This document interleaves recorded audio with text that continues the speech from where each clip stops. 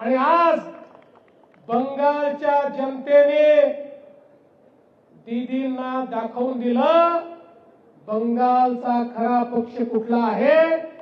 आणि बंगालच्या लोकांनी ज्या प्रकारे प्रधानमंत्री नरेंद्र मोदीजींवर विश्वास ठेवून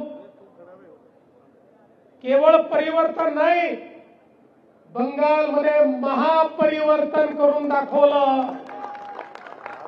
परिवर्तन नाही महापरिवर्तन।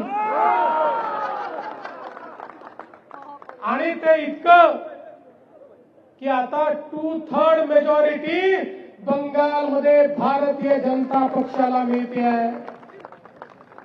बंगाल असेल, आसाम असेल, पुदुचेरी असेल, हा विजय भारतातल्या जनाजनाचा मोदीजींवर असलेल्या विश्वासाचा विजय आहे।